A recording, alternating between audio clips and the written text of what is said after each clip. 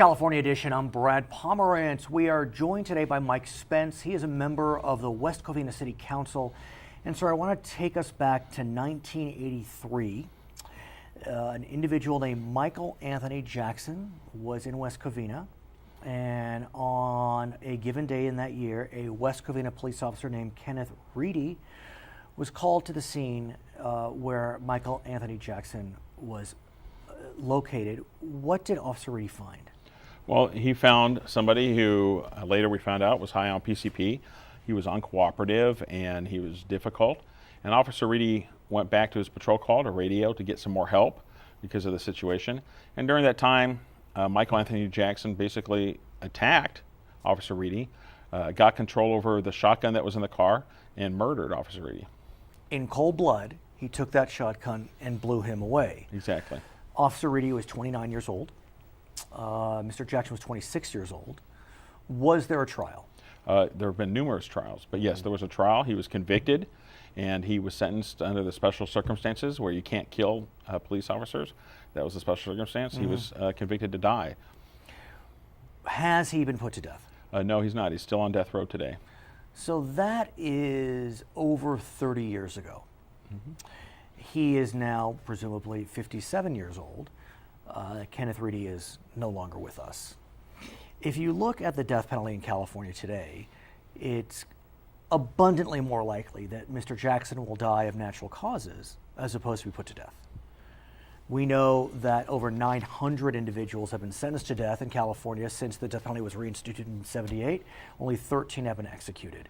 What do you make of that system? Well, I think the system is dysfunctional, that somebody can, year after year, have appeals after appeals and somehow not have justice carried out.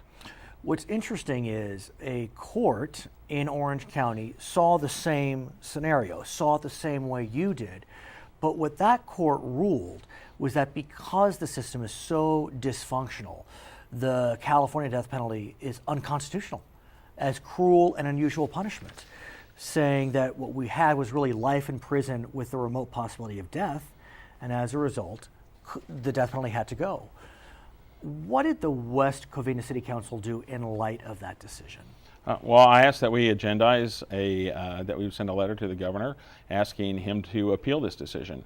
And, I felt that it's wrong and not just that these delays caused by the criminal somehow gets him, if he runs out the clock, gets him out of the death penalty. Because that's really what it is. The prosecution's not delaying any of this. These are all lawyers on behalf of the criminals. And we had another person, Paul Watkins, who murdered Raymond Shield during a crime spree that's also on death row, and that happened in the 90s. And what's really cruel and unusual is that the Shield family and the Reedy family have to keep hearing about the person who murdered their loved ones. That's what's cruel and unusual about it.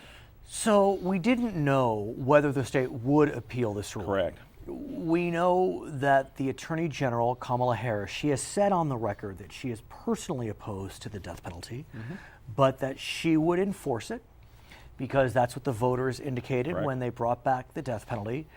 What can you tell us? Has this decision been appealed? It hasn't been appealed, but she just announced that she would, which is a big deal because both Jerry Brown, especially back in the 80s, was involved in a lot of death penalty controversies. Remember Rose Bird? Yeah, Rose Bird, and it was put on the ballot in '76, and so I mean, there's been a long history of the death penalty. But I agree, and the state needs to streamline it, and they've been and some people in the state have been opposing streamlining all these different appeals so that justice can be carried out. But that's not an excuse to let people continue to avoid their sentence, that they're able to run out the clock, and that's what we're talking about. What I'm wondering is, would it not be more honest, I guess you could say, to just give them life without parole?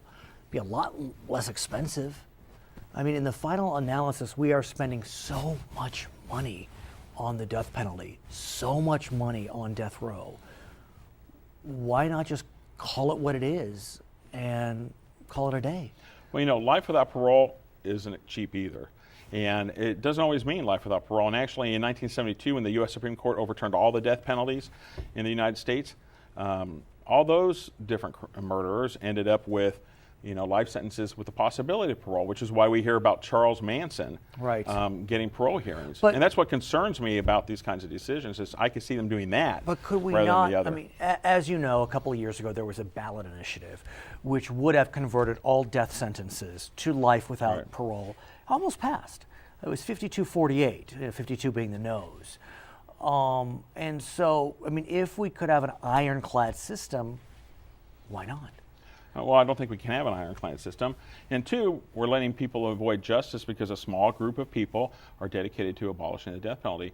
But when But someone is kills, it small? But it's interesting you mention that, because I wonder if it's small anymore. I mean, if we were talking in the 90s, quite small. I mean, the death penalty was powerful. It was preferred. I mean, Democratic President Bill Clinton was an advocate of it.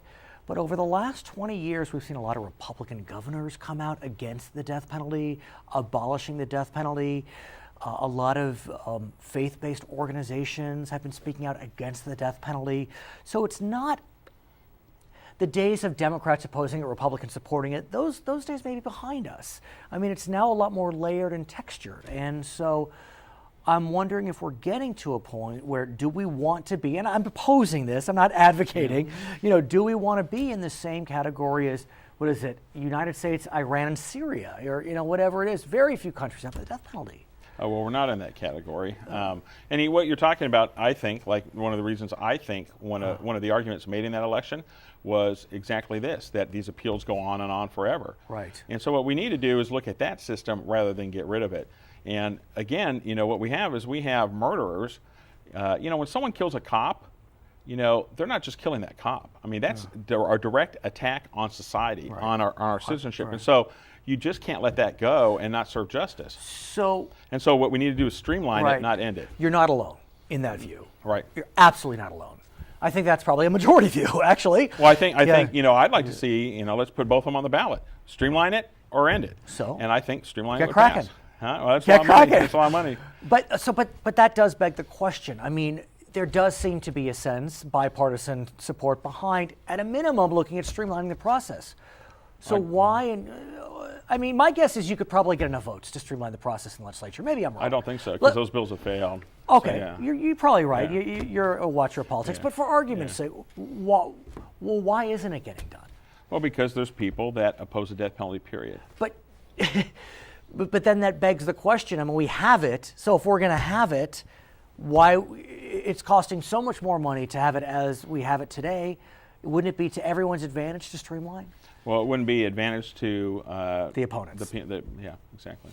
So do you think, though, that in the end we will see death penalty reform? I mean, as you know, Democratic Governor Gray Davis, Republican Governors Duke Majan and, help me out, Wilson are pushing for reform, Right. In a significant bipartisan manner. Do you think those three titans can actually create, if I can use that term, I saw a little smile, but be that as it may, I mean, those three former governors, can they create some momentum behind this? Well, I'm hoping so. I mean, because I think it gets right to the point of the issue is let's streamline it and let's have justice for Officer Reedy's family. Let's have justice for Raymond Shields' family. So what do you think it will take? Will it take a move by the legislature, or do you think that's just never going to happen? Or do we need to go back to the voters, have a smart ballot initiative drafted, one that really, is clean and crisp and clear, not subject to attack, but in the courts, and have the voters say, this is what we want? Well, I think that's the best case scenario, but I think we have to see what happens with this appeal in the court system to see what happens with that. Because obviously, if they decide to do what they did in 1972 and commute everybody to life in prison with a possibility of parole, that becomes an issue. This was a federal court? Yeah, it was. It was a federal court, so ultimately that goes to the U.S. Supreme Court. Right, that's what they did in 1972. Yeah, but that was a very different time, sir. I mean, you think this court's going to... I'm not in the business of predicting what the Supreme Court does about anything. Okay. His name is Mike Spence. He is a member of the West Covina City Council. I want to thank you so much for joining us, and we send our thoughts and prayers to the family of Officer Kenneth Reedy. I'm Brad Pomerance. It's California Edition.